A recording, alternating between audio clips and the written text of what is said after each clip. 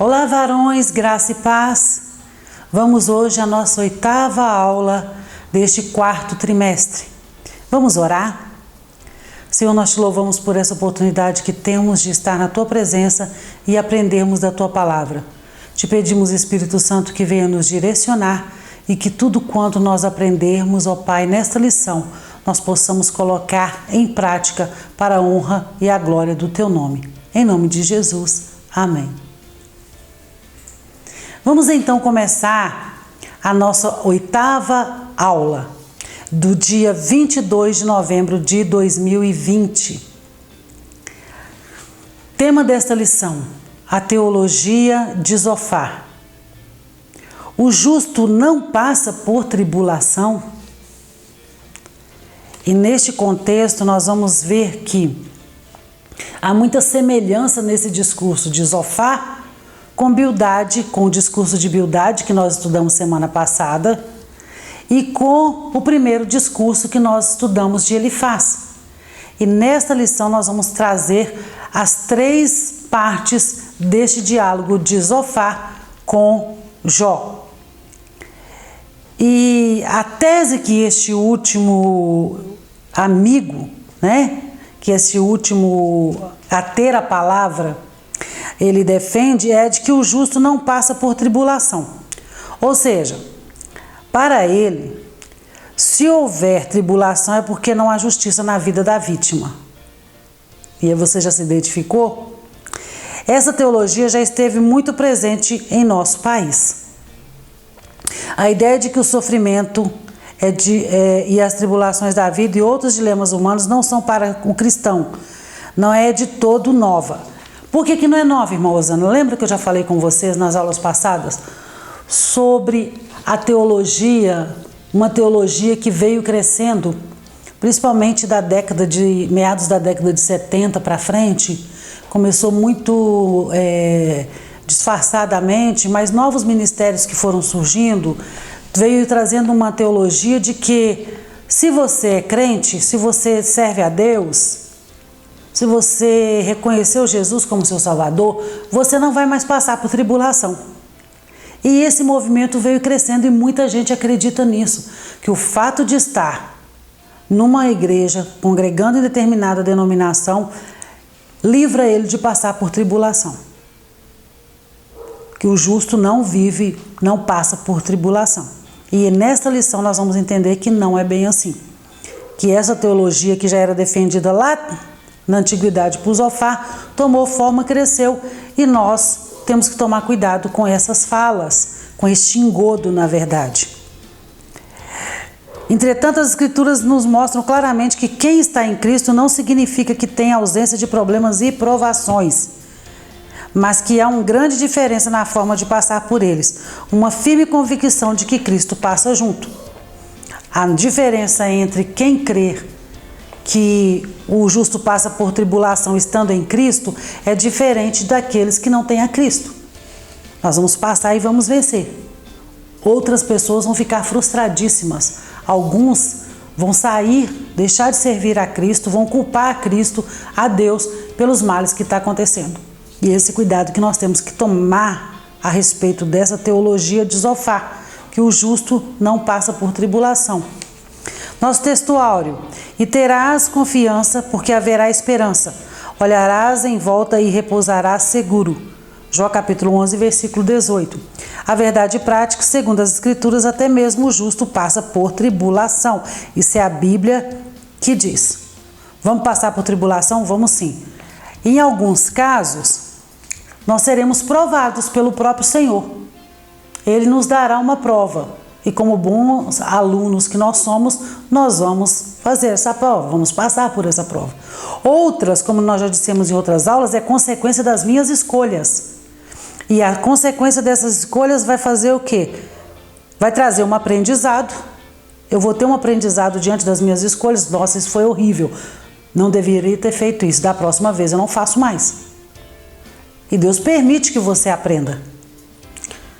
E outras, nós vamos ter a graça de Deus para nos conduzir em meio a esta tribulação que nós estamos passando. Nós fizemos uma escolha, mas a graça do Senhor veio sobre nós para nos dar sustento para poder passar nessa batalha, nessa luta que nós estamos travando. Nossa leitura bíblica em classe, irmãos, está dividida entre Jó capítulo 11, do versículo 1 até o 10, e Jó capítulo 20, do versículo 1 até o 10. E aí, é o último, esse capítulo 20 já é a última fala de Zofar para Jó, porque são 3 diálogos, e no capítulo 20 já é o terceiro e último diálogo de Zofar com Jó. E eu quero ler com vocês essa é a última parte do diálogo de Zofar, que diz assim: Então respondeu Zofar o Namatita e disse: Visto que os meus pensamentos me fazem responder, eu me apresso. Eu ouvi a repreensão que me envergonha, mas o espírito do meu entendimento responderá por mim. Porventura não sabes tu que desde a antiguidade, desde que o homem foi posto sobre a terra, o júbilo dos ímpios é breve e a alegria dos hipócritas apenas de um momento? Ainda que a sua altura suba até os céus e a sua cabeça chegue até as nuvens, como o seu próprio esterco perecerá para sempre, e os que o virão dirão: Onde está? Com um sonho voa e não será achado, e será afugentado como uma visão da noite. O olho que o viu jamais o verá, nem olhará mais para ele o seu lugar. Os seus filhos procurarão agradar aos pobres e as suas mãos restaurarão a sua fazenda. Zofar já está falando aqui da condição do ímpio. E nós vamos lá, caminhando pela lição, nós vamos entender essa condição do ímpio. Me responda. Se você quiser, inclusive, deixar lá no grupo a sua resposta, me diga o que você tem a responder sobre esse tema. Os bons não passam por tribulações? Eu quero ouvir você. Só os maus sofrem?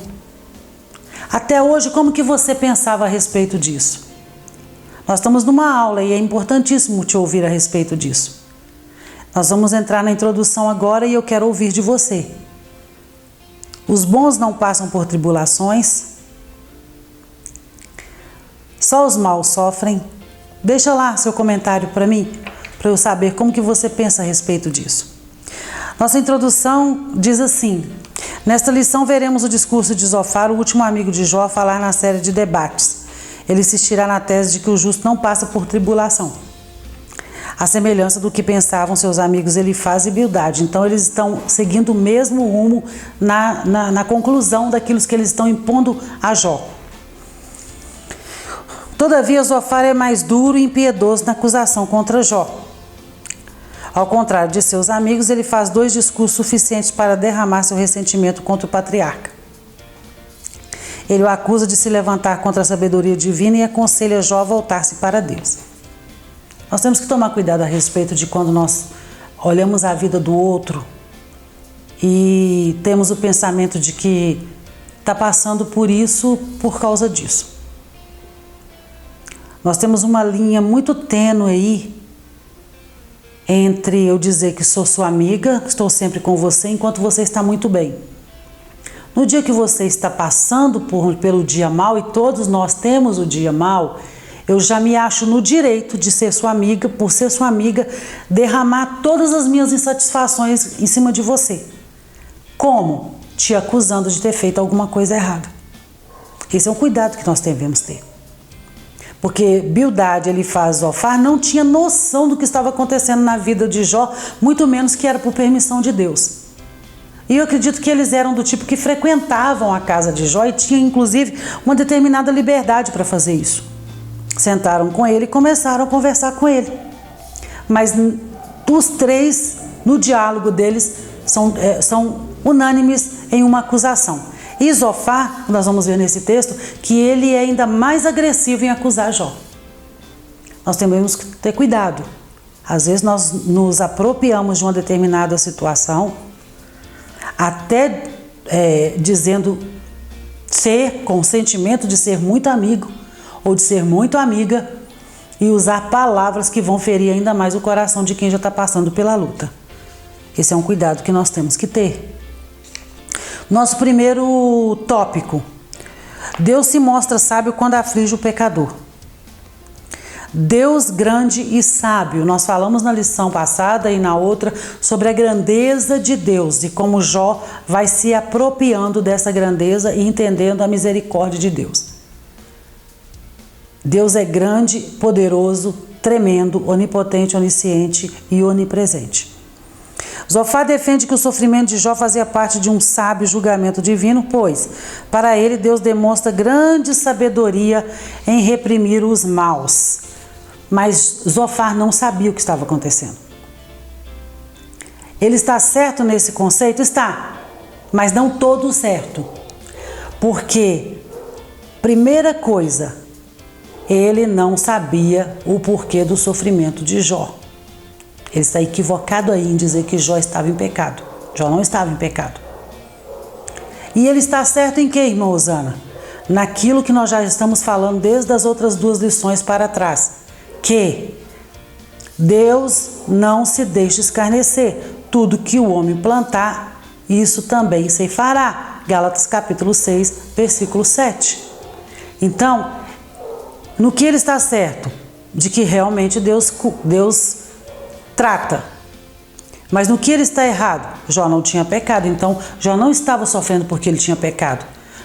Ele é justo, sim. Primeiro testemunho de Deus a respeito dele para Satanás: tem visto meu servo Jó, homem justo, temente e que se desvia do mal? Então há um equívoco na fala de Zofar. Ou, por outro lado, os bons jamais passam por tribulação. E aí, para Zofar, se alguém deve algo, tem que pagar. Com dureza, o terceiro amigo de Jó demonstra a mínima compaixão pelo sofrimento do patriarca de Uz ao acusá-lo de que comporta como um animal irracional, um jumento, que não tem entendimento, lá no versículo 11 e 12. Ao não perceber a sabedoria divina na condução das coisas. Desculpa, eu disse 11 e 12, é capítulo 11, versículo 12. E ainda falando sobre essa correção de Deus a respeito de nós colhermos aquilo que nós plantamos, leia comigo, por favor, Provérbios capítulo 3 e versículo 12, diz assim: porque o Senhor repreende a quem ama, assim como um pai repreende o filho a quem quer bem. Lembra que nós falamos isso na aula passada? Outro texto que nós podemos ler a respeito disso, Hebreus. Venham comigo para o Novo Testamento, nós temos uma fala no Antigo Testamento e temos também uma reflexão no Novo Testamento, que já é no livro de Hebreus, capítulo 12, versículo 6. Porque o Senhor corrige a quem ama e castiga todo filho a quem aceita.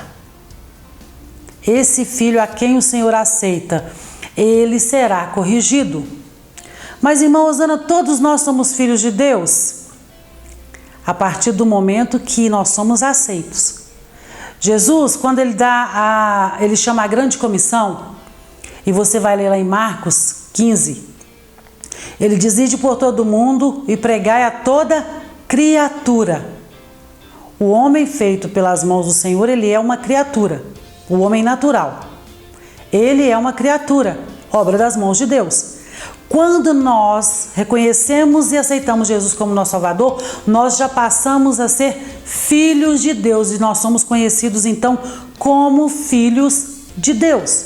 E o que Hebreus está dizendo é: porque o Senhor corrige a quem ama e castiga todo filho a quem aceita. Ele nos aceitou.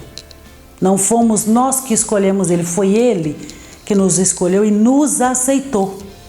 Nós reconhecemos o sacrifício de Jesus na cruz, nos entregamos a ele, ele nos aceitou, e aí, como bom pai que ele é, ele terá cuidado de nós. Amém?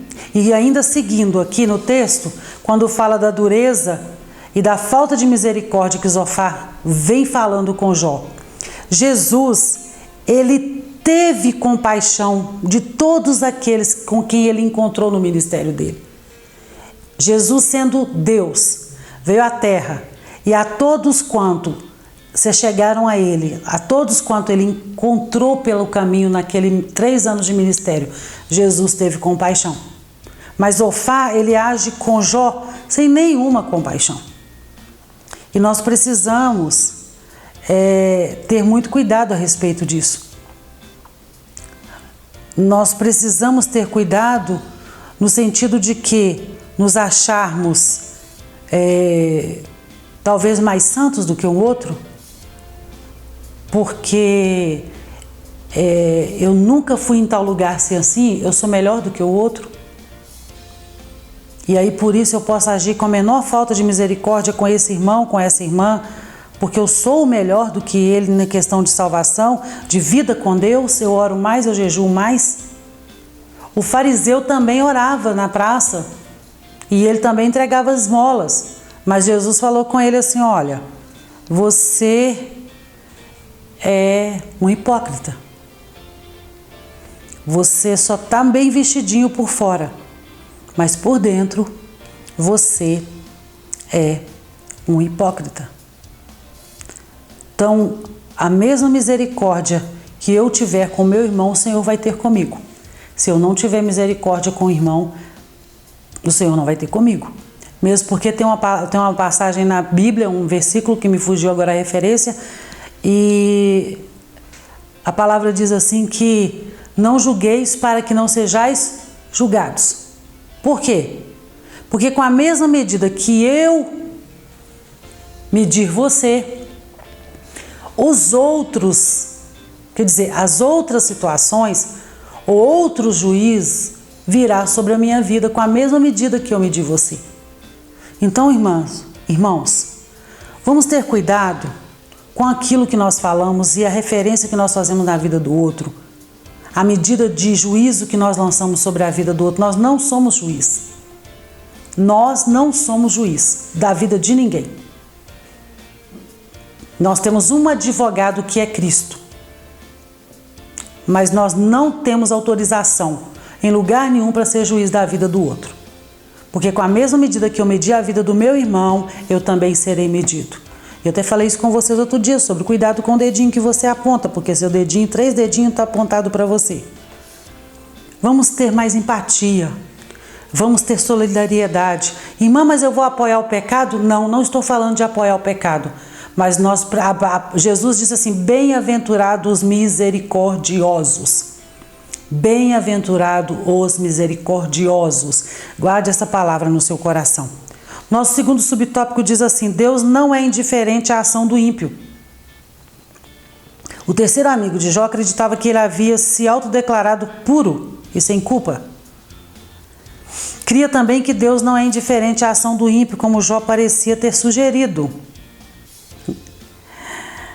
Assim, para Zofar, se Deus debatesse com Jó, como era desejo deste, então não haveria dúvida de que ele ficaria contra o patriarca, não a seu favor. Nesse embate, Deus revelaria a Jó os segredos de sua sabedoria e o homem de Uz veria que ele estava sendo sábio em tratá-lo como merecia. Logo, seria condenado. Para Zofar não tinha saída. Independente da ação de Jó, Jó seria condenado. E aí, semana passada eu falei com vocês sobre o Salmo 73, eu vou dizer de novo, leia o Salmo 73, até mesmo para você entender esses embates a respeito da ação do ímpio, de Deus para com o ímpio e do justo, que é aquele Salmo de Asaf que ele vem dizendo: olha, eu estava olhando e vi que o ímpio é muito bem sucedido e eu estou sofrendo. Mas lá para o final, para o final do Salmo 73, Asaf já volta à lucidez do raciocínio dele, mas aí ele diz assim: eu entrei e vi, entendi qual é o final do ímpio. Então, se nós passarmos pelo crivo da palavra, nós não erramos.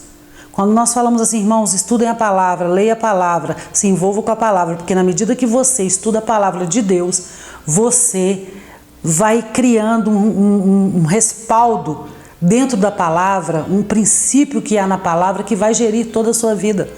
Asaf, ele chega à conclusão de que o final do ímpio é ruim. Então ele para de reclamar do fato de ele não ter algumas coisas. E o que Zofar está dizendo aqui para Jó é que a ação do ímpio sempre vai ser cobrada. Vai sempre cobrada sim.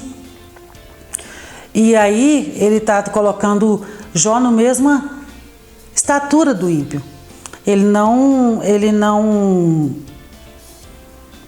aceita que Jó mantenha esse diálogo com Deus, porque Jó já põe isso lá na conversa com Bildade e na conversa com Elifaz. Jó já vem colocando que Deus é grande, mas que Deus ele é misericordioso, que Deus é grande, mas que por fim se levantará em favor dele, que Deus é grande. Então, quando Bildade, que estava ouvindo aquele assunto todo ali, já chega para Jó, ele já chega para arrebentar com Jó.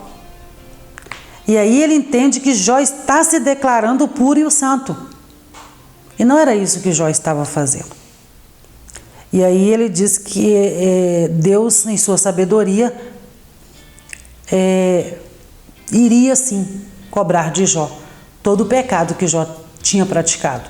E nós sabemos, volto a dizer, nós sabemos que Jó não havia pecado. Nós, sendo justos, nós vamos passar por tribulações, entendam. Nós vamos passar por tribulações, breve, leve, momentânea, nós vamos passar. O dia que nós estamos vivendo, o dia mau que nós estamos vivendo hoje, vai acabar. O salmista, no Salmo 30, versículo 5, diz assim que o choro dura uma noite, mas a alegria, ela vem pela manhã. Eu estou chorando agora, eu estou passando por tribulação agora, mas a alegria vem. Creia, a sua alegria está chegando. Isso é só momentâneo. Não era isso que Zofar e os amigos viam, mas Jó já estava entendendo que tinha um escape ali. Ele tinha um redentor. Terceiro subtítulo: tolos se passando por sábios. Jó reage com ironia à sabedoria defendida anteriormente por seus amigos. E agora por Zofar. Este, juntamente com seus amigos, havia se levantado como legítimo representante do verdadeiro saber. Zofar, pois, pretende representar o próprio Deus em seu discurso. E aí nós temos que tomar cuidado para nós não sermos Deus na vida dos irmãos, tá?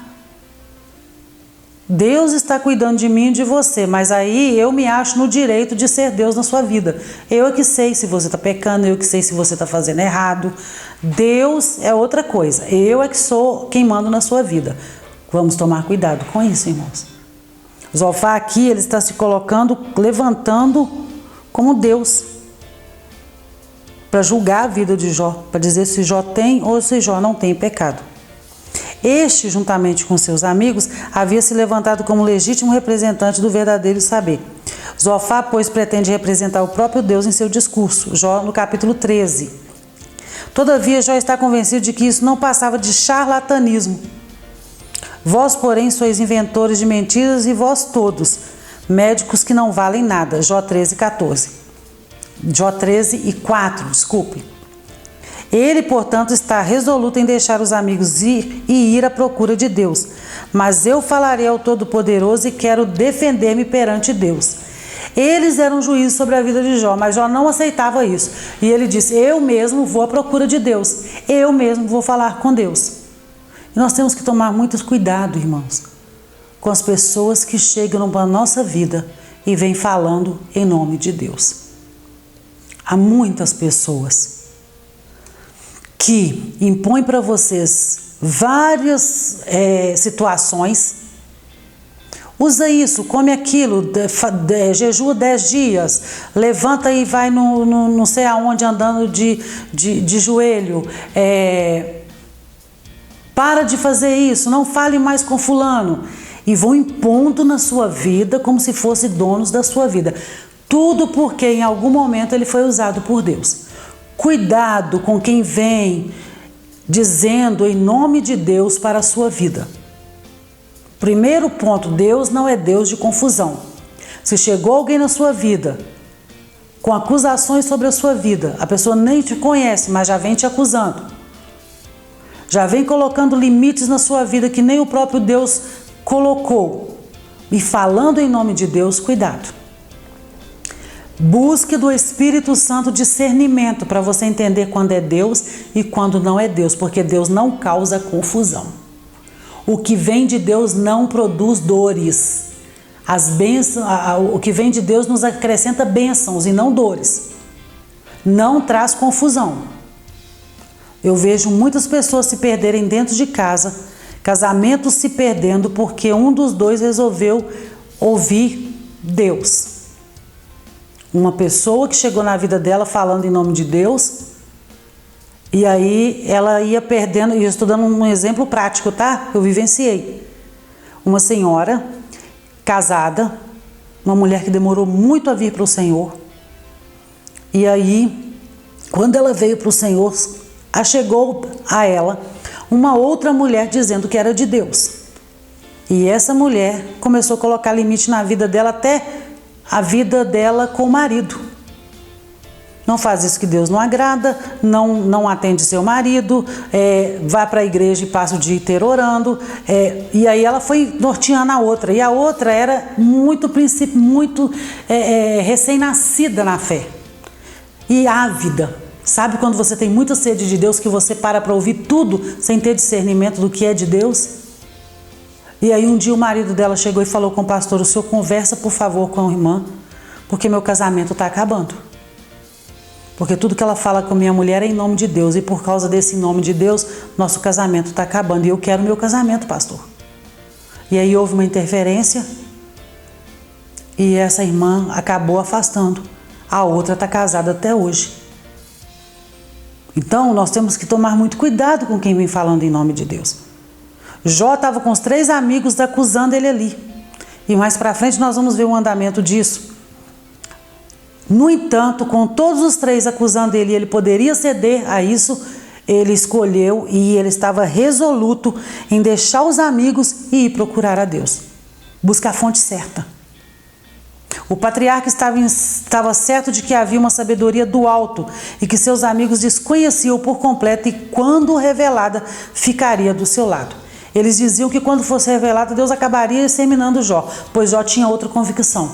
Jó tinha convicção de que Deus, quando tudo chegasse ao fim e fosse revelado, Deus estaria com ele.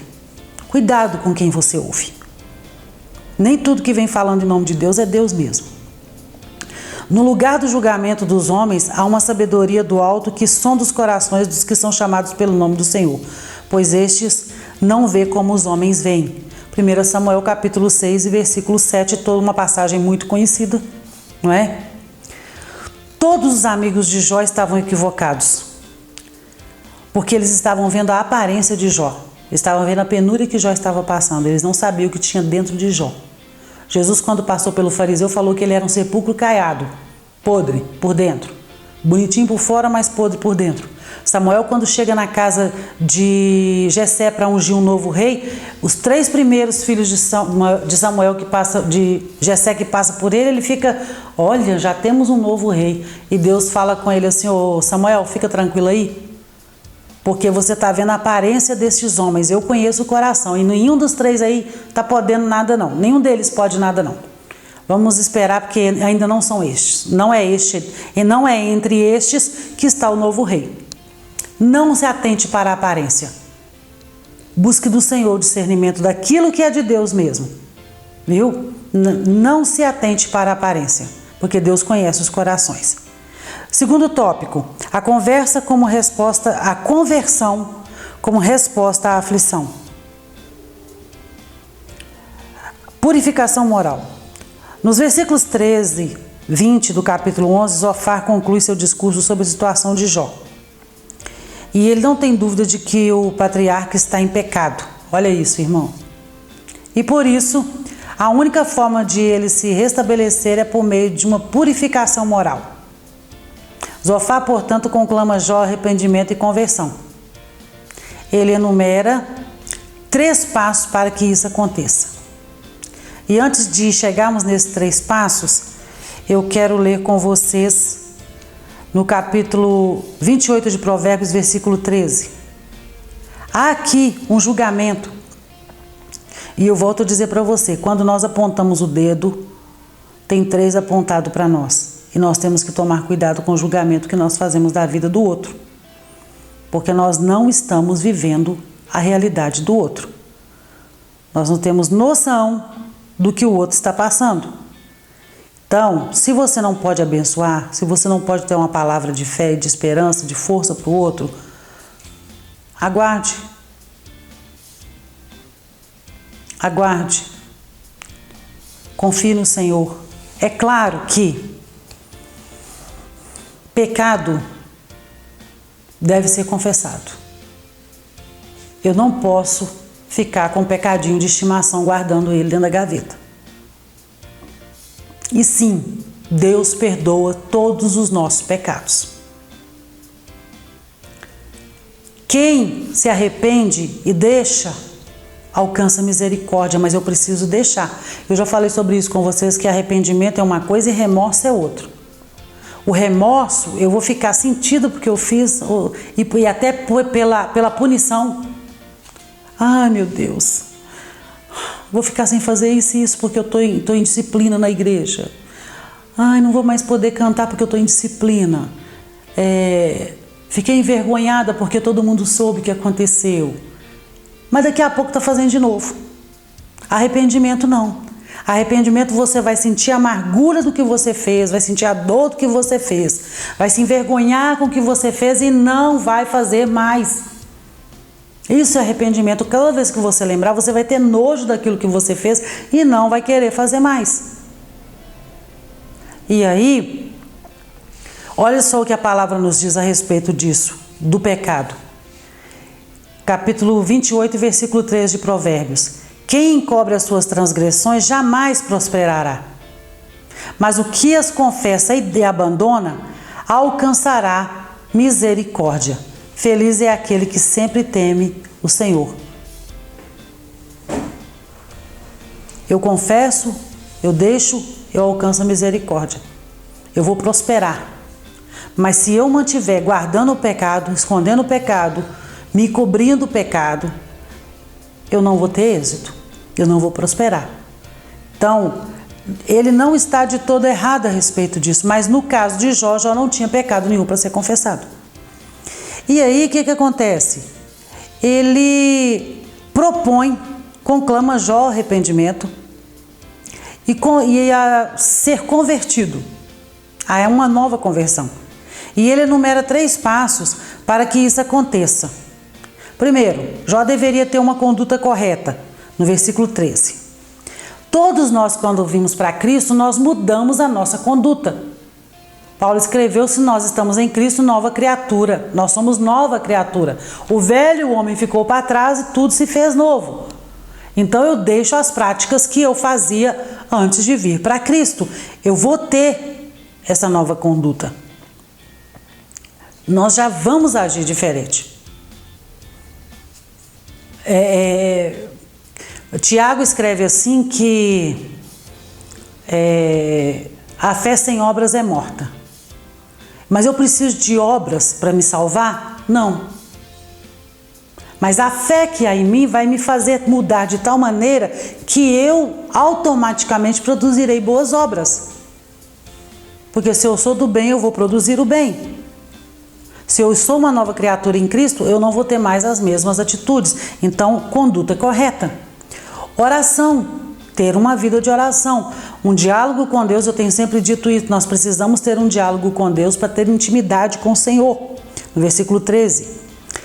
Renúncia ao pecado. Sim, primeira coisa que Deus fala, dentre as primeiras coisas que Deus fala sobre Jó, ele diz assim: temente e se desvia do mal.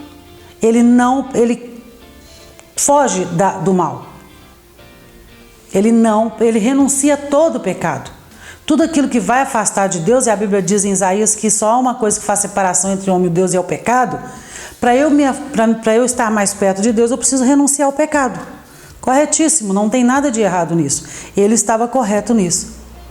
Então, segundo Zofar, se Jó cumprisse essas condições, reconhecendo que estava em pecado, Deus o restauraria de sua miséria. Entretanto, a ideia de arrependimento de Zofar é mais de natureza externa do que interna. Nós voltamos a falar da aparência. Tem gente que tem muita cara de piedade, irmão. Você já prestou atenção nisso? É tão piedoso, é tão guardador de todos os ritos. E é aquela coisa assim que te comove. Mas é só aparência. E Zofar está falando dessa aparência de santo. Se Jó aparecesse fazendo as 3 vezes da oração dele igual o fariseu fazia, Se Jó aparentemente fugisse do mal, se Jó, para todo mundo ver, tivesse uma conduta correta, à luz do dia, tudo correto. Porque caráter é aquilo que nós somos quando ninguém está vendo a gente. Crente, salvo em Jesus, é aquele que quando está lá no quarto, Deus está vendo você do mesmo jeito que você é quando você está na igreja. Mas tem muita gente que está preocupada só em você aparentar ser santo. Era o que Zofar queria. Se Jó tivesse bonitão na fita, todo poderoso, enquanto ele estava assim, todo mundo achava que ele era santo mesmo. Bastou Jó começar a passar pela provação para todo mundo, ou pelo menos através desses três, nós conhecermos o que pensavam a respeito do que estava acontecendo com ele.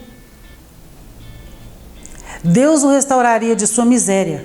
Entretanto, a ideia de arrependimento de Zofar é mais da natureza externa do que interna.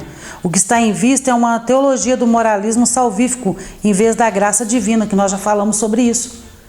Lá em Bildade estava dizendo que se Jó se mantivesse correto, ele seria um homem que teria tudo restituído, que seria abençoado por Deus, que não estaria passando por aquilo. Zofar bate na mesma tecla, que se Jó se mantivesse com aquela aparência de santo, fazendo tudo da maneira que eles entendiam que era o certo, que ele seria abençoado. E aí, quando nós tomamos como mérito nosso, esforço nosso, alcançar as bênçãos de Deus, nós dispensamos a graça, não é? Em vez da graça divina, ele estava pregando esse moralismo salvífico, que era por mérito humano e não por mérito, seria por mérito de Jó e não pela graça de Deus. Nesse aspecto, o arrependimento não passava de um mero ritual.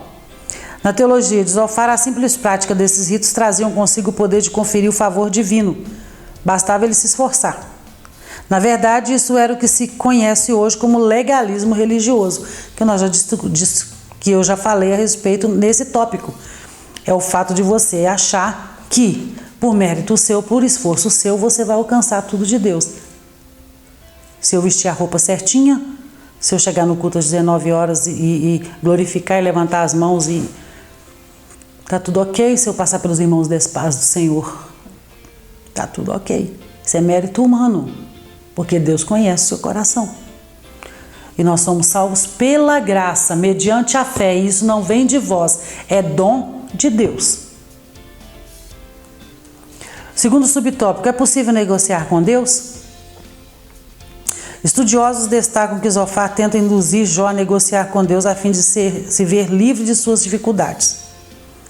Era exatamente isso que Satanás desejava que Jó fizesse, a armadilha na estrada.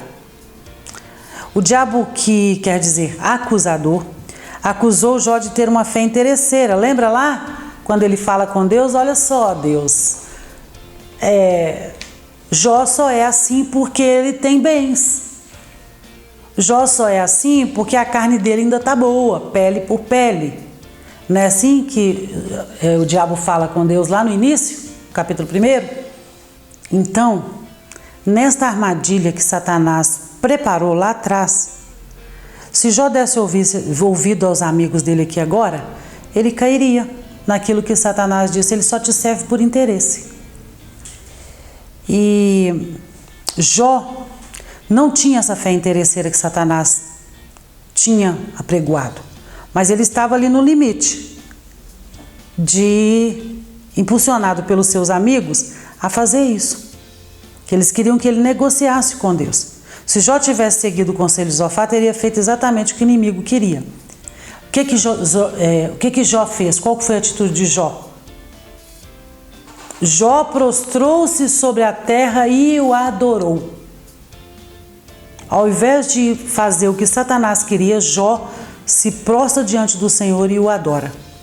E nós temos que ter muita atenção, o discernimento do Espírito Santo a respeito de quem está vindo falar conosco. Que mensageiros são estes?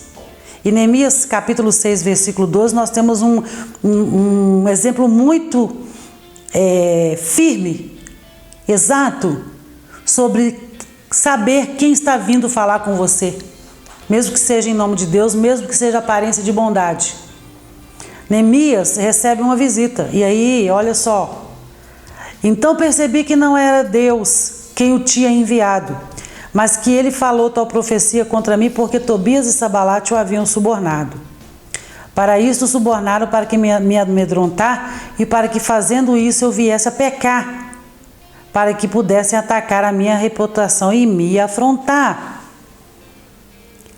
Para quem conhece a história de Neemias, sabe que ele estava fazendo a reconstrução dos muros e Tobias e Sanbalate eram opositores dele. E o que eles fazem? Eles mandam alguém com uma profecia para que Jó desistisse e pecasse.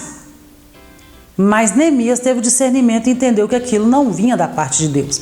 E essa conversa que Jó está ouvindo aqui, ele já entendeu também que não vem da parte de Deus. Sejam sensíveis ao Espírito Santo sobre aquilo que vem e o que não vem de Deus. Terceiro subtópico, a angústia de Jó. Diante das insistentes acusações dos amigos e do silêncio de Deus, Jó dá sinais de desânimo. E essa é a parte mais difícil da nossa vida, o silêncio de Deus. Por que Deus não fala comigo? Por que Deus não usa ninguém para poder falar comigo? Tem tanto tempo que eu estou passando essa prova, por que eu não escuto Deus falar comigo? E aí vai te dando um desânimo. Essa é a parte mais difícil da prova de Jó, o silêncio de Deus, não é? Jó dá sinais de desânimo. No capítulo 12 e o 13, você vai ler e você vai entender essa parte dele. Ele manifesta de vez toda a sua condição humana. O justo sofre. É verdade, o justo sofre. E outra coisa que é muito humana, nós desanimarmos. Não é todo dia que você está soltando foguete, batendo palma e achando que o mundo é lindo e cantando bom dia, o sol já nasceu lá na fazendinha. Não é todo dia. Tem dia que você acorda mal, sim. Tem dia que você fica pensando se tudo aquilo que você ouviu da parte de Deus vai se cumprir um dia, porque está demorando demais. Deus, o Senhor me prometeu, mas está demorando demais, eu não dou conta de esperar mais não. Vamos combinar que eu preciso para amanhã essa resposta? E dá desânimo sim, porque nós não somos super-heróis. Nós somos humanos. Nós temos fragilidades, nós sofremos, nós temos dores, nós temos insegurança. Ninguém é super. Ninguém é super. Mas a nossa esperança está firmada em Deus. Em 1 Coríntios capítulo 15, versículo 19, diz assim, se a nossa esperança em Cristo se limita apenas a esta vida, somos as pessoas mais infelizes deste mundo. Porque a nossa esperança não está limitada à terra, a nossa esperança está em Cristo. E seguindo aqui, olha só, se Jó seguisse o conselho de Zofar, estaria assinando um termo de confissão, assumindo algo que não havia feito. Ele sabia de sua integridade e por isso não se sujeita a esse capricho do amigo. Isso lança num dilema angustiante. Tem o silêncio de Deus, tem a acusação dos amigos. Ele não quer ceder àquela acusação dos amigos porque ele sabia que ele não tinha feito nada, mas Deus está em silêncio. E no capítulo 14 ele demonstra que a sua esperança está desvanecendo, comparando-se a uma flor que é cortada, uma sombra que desaparece e um empregado que trabalha, mas que logo é dispensado. Qual o sentido da vida nessa circunstância? Haveria esperança? Jó parece estar desiludido. Até mesmo uma árvore, quando tem seu tronco cortado, volta a ter brotos novamente, ele disse. Até mesmo para uma árvore cortada, ao cheiro das algas, ela reviverá, ela renascerá. Ele chega a essa conclusão, ele fala sobre isso. Nesse aspecto, o homem se assemelhava mais à água que evapora ou que se infiltra na terra. Diante desse quadro, Jó se pergunta, morrendo o homem, porventura, tornará a viver? Ele estava totalmente desiludido. Era a pergunta de um homem crente e piedoso, porém angustiado, que não tem medo de expressar sua verdadeira condição humana. E aqui nós entramos numa questão muito séria, quando nós estamos passando por tribulação. Sinceridade com Deus. Não tente ser super-humano. Seja sincero com Deus. Deus não tem condição. Eu preciso de força, eu preciso de socorro. Seja sincero com Deus. Eu preciso ser renovado, porque o socorro do Senhor vem. Quando nós aparentamos, e até mesmo para Deus, que nós somos os superpoderosos, nós estamos caindo. A palavra diz assim no livro de Provérbios que a arrogância precede a queda. Muitos dos que nós vimos há alguns anos com muito reconhecimento, com muito status, como homens e mulheres de Deus, infelizmente tombaram na caminhada porque a arrogância levaram eles à queda. Então seja sincero com Deus, assuma as suas fragilidades, porque o Senhor já te vê como você é mesmo, ninguém engana a Deus. Seja sincero com Deus. Senhor, eu preciso de Ti. Mesmo desanimada, mas eu preciso de força e eu vou me levantar. Porque o salmista diz: o choro dura uma noite, mas a alegria ela vem pela manhã. Terceiro e último tópico: Deus julga e castiga os pecadores. O castigo dos maus. O capítulo 20 contém o segundo discurso de Zofar. Nele, Zofar lembra a Jó que a aparente prosperidade dos ímpios não passa de ilusão e dura apenas um instante. É verdade isso. E aí nós voltamos lá no Salmo 73. Na verdade, ele repete o que os outros amigos já há muito vinham dizendo, que os ímpios realmente vão perecer. Os versículos 12 a 14 desse mesmo capítulo são usados por Zofar para comparar o deleite do ímpio a uma comida envenenada, não é? Um bolo lindo, maravilhoso, mas totalmente envenenado. Ela pode saciar, mas proporcionará uma digestão trágica. Dessa forma, tudo que o ímpio adquiriu de forma desonesta e pecaminosa terá de devolver e restituir. E aí nós temos uma lição importantíssima aqui dessa parte. Tudo que eles disseram aqui é verdade.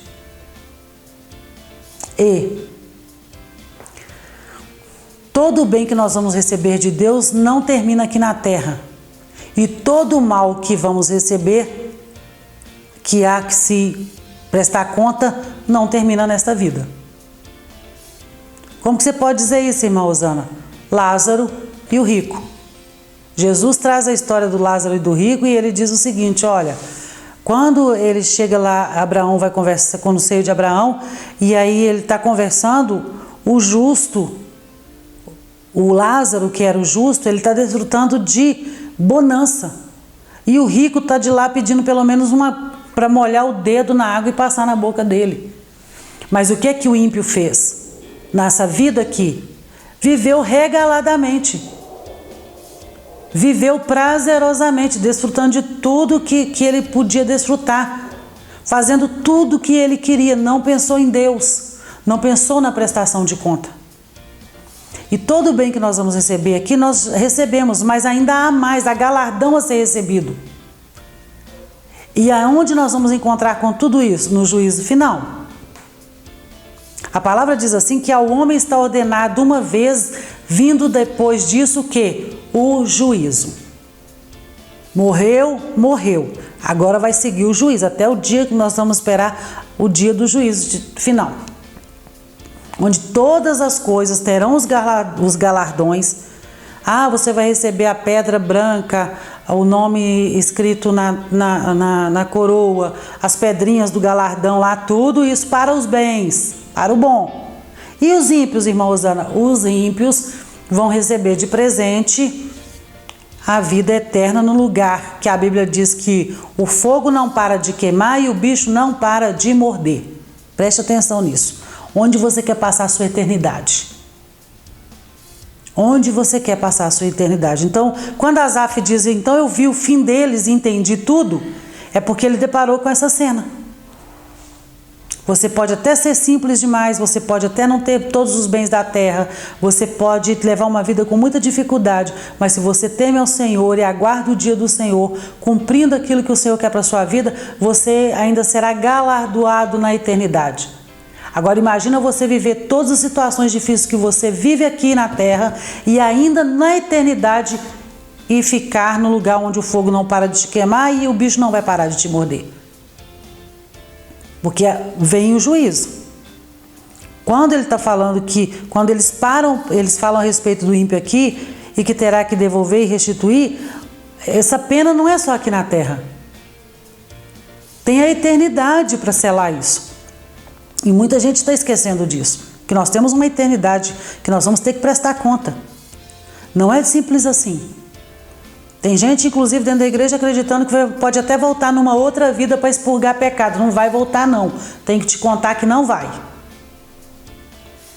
Precisa ter uma vida santa, santificada, todo dia buscando ao Senhor, mudando de vida, deixando a bagagem de Satanás, tudo aquilo que te atrapalha, todo o embaraço que te prende, vai soltando disso tudo, vai tendo uma vida com Deus, porque a trombeta vai tocar e você vai ter que prestar conta diante do Senhor.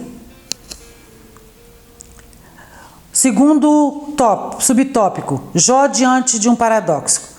O capítulo 21 traz a resposta de Jó ao argumento de Zofar. Para o patriarca, a tese de Zofar de que os ímpios são sempre punidos era contraditada pela experiência. Os ímpios poderiam sim ser punidos, mas isso nem sempre parecia acontecer, conforme descrito. Por que razão vivem os ímpios envelhecendo e ainda se esforçam em poder? Quer dizer, Zofar estava dizendo que os ímpios pereciam. Jó estava na cara dele olhando e vendo que isso não acontecia. Que o ímpio continuava zombando de Deus, que o ímpio continuava nas suas práticas pecaminosas e não via mal nenhum acontecer na vida deles. Quantas pessoas passaram para sua vida que você sabia que era ímpio, que nunca temeu a Deus, que sempre zombou de Deus e morreu plácido e seguro, desfrutando de todo o bem que queria. E você acha que isso não vai ter punição? A eternidade responderá. E a palavra de Deus é muito, muito, muito clara a respeito disso. Além de terem prosperidade, além de terem vida longa, eles passavam por seus dias em total regalia e morriam em total felicidade, como podemos constatar neste versículo. Passam eles os seus dias em prosperidade e em paz descem à sepultura. Era o que Jó estava dizendo. Zofar, você está falando que só os ímpios sofrem? Só eles vão pagar pelos pecados deles? Não é verdade. Assim como eu não estou devendo nada, estou aqui sofrendo. Jó estava vendo uma outra parte da história. E aí, Jeremias no capítulo 12, versículo 1, vamos ler esse versículo? Jeremias capítulo 12, versículo 1, olha o que Jeremias já falava com o Senhor aqui. No capítulo 12, versículo 1. Justo seria, Senhor, se eu apresentasse a minha causa diante de ti. No entanto, preciso falar contigo a respeito da justiça, porque o caminho dos ímpios prospera. Por quê que o caminho dos ímpios prospera? Porque todos os traidores vivem em paz. Tu os plantas e eles lançam raízes, crescem e dão fruto, prosperam. Hein, Senhor? Por que o ímpio prospera? Então não é um questionamento novo. É um questionamento que vem sendo rebatido ao longo dos anos. Zofar, Bildade, Elifaz, Jeremias, todos vêm fazendo o mesmo questionamento. Por quê? Asaf, por que os ímpios prosperam? Por que eles traem, fazem tudo que é mal e continuam em paz? Então Jó estava dizendo para ele, não é assim, Zofar, não é assim. Você está dizendo uma coisa que não é verdade. A verdade vem à tona. A lei da retribuição não se aplica a todas as esferas da existência humana, nem explica os caminhos soberanos do Altíssimo. Pois Deus também faz o que o seu sol se levante sobre os maus e bons e a chuva descansa sobre justos e injustos. Para todo mundo? Sim, para todo mundo. Nós, os justos, vamos passar por tribulação? Nós, os justos, vamos passar por tribulação. Mas olha o que Hebreus fala, e esse é o último versículo que nós vamos ler. Abra sua Bíblia, por favor, no livro de Hebreus. Esse é um versículo que eu gosto muito da carta de Hebreus. Gosto muito desse versículo, ele me faz refletir sempre, sempre, sempre. 10:38. Capítulo 10, versículo 38 de Hebreus diz assim: mas o justo viverá pela fé, e se retroceder dele, a minha alma não se agradará. Se voltar atrás, eu não tenho prazer nele. Em outra versão diz assim: o meu justo viverá pela fé, mas se ele retroceder, se ele voltar atrás, a minha alma, a alma do Senhor, não tem prazer neste. Então nós vamos passar por lutas, nós vamos ser confrontados todos os dias, mas nós vamos vencer. Porque se nós recuamos, e aí tem um outro versículo que, no versículo 39, nesse capítulo 10 de Hebreus, diz assim: nós, porém, não somos dos que retrocedem para a perdição, mas somos da fé, para a preservação da alma. Enquanto Deus não tem prazer em quem volta atrás, o escritor está dizendo, nós, porém, não somos daqueles que voltaram atrás, mas daqueles que avançam para fugir da perdição e para preservação da nossa alma. Seja este que luta pela preservação da sua alma. Por essa preservação da sua alma, entenda uma coisa: andar com Deus é andar por fé. Eu não me guio pelo que eu vejo, mas eu ando por fé. E não é aquilo que nos meus olhos, que o meu coração, porque a Bíblia diz que o coração do homem é enganoso, não é por isso. É viver por fé. O justo viverá pela fé. Então creia nessa palavra, tome posse dessa palavra para a sua vida. Jó entendeu isso. E após a sua grande declaração de fé, que está no capítulo 19, Jó consegue alcançar um grau assim impressionante, marcante de serenidade, mesmo com todas as acusações. E ele não reage com o mesmo tipo de tensão emocional que caracterizaram seus discursos anteriores. Ele começa a pensar mais claramente acerca das questões levantadas, em vez de gastar sua energia em erupções emocionais que descrevem seu sofrimento e sua frustração. Ele estava num grau de frustração, ele estava num grau de dor. Os primeiros embates ele foi para cima, mas quando chega no embate com Zofar, Jó já percebe que não é aquilo. Ele já tem um entendimento e aí ele fica sereno, não começa o discurso dele atacando, nem agressivamente pelo lado emocional de tudo que ele estava vivendo, mas ele começa a entender que não precisa gastar todas as suas energias devolvendo tudo aquilo que os amigos vão de frente com ele e confrontam ele. Ele entende que o caminho é outro. E no ciclo de discurso, a preocupação de Jó era com o fato de sentir que Deus havia se tornado seu inimigo. Esse era o sentido do discurso. Em seguida, ele foi esmagado ao perceber que seus amigos os desertaram, a ponto de se colocarem contra ele. Mas agora, no discurso de Zofar, faz com que Jó assuma uma posição positiva em relação aos argumentos dos seus amigos. Então, ele tem um ciclo de passagem nesse período todo dos três amigos. E aí a conclusão que ele chega que ele constata que prosperidade e retidão não andavam invariavelmente juntas. E também fica evidente pela observação da vida que a maldade nem sempre é castigada. Vamos à nossa conclusão? Vimos como Jó continua sua defesa contra os argumentos de seus amigos que insistem em acusá-lo de pecado. Ele está convencido de que é inocente e que não cometeu nada que justifique tamanho sofrimento. Os amigos de Jó, por desconhecer as razões de seu sofrimento, o acusam de forma impiedosa. E o patriarca, por desconhecer a ação de Deus desse episódio, chega ao limite do desespero e desesperança. Todavia, como das outras vezes, mesmo angustiado e não sabendo como Deus permite tudo isso, Jó não diz palavras blasfematórias contra o seu Criador. O que quer dizer isso, irmã Osana? Que Jó não cai na cilada de Satanás. Jó se mantém da maneira como Deus sabia que ele iria agir. Mesmo Satanás dizendo que não, que ele ia cair. Mas Jó se mantém fiel àquilo que ele entendia e cria. Mesmo na tribulação, ele se manteve firme. Vamos orar e agradecer ao Senhor pela nossa aula.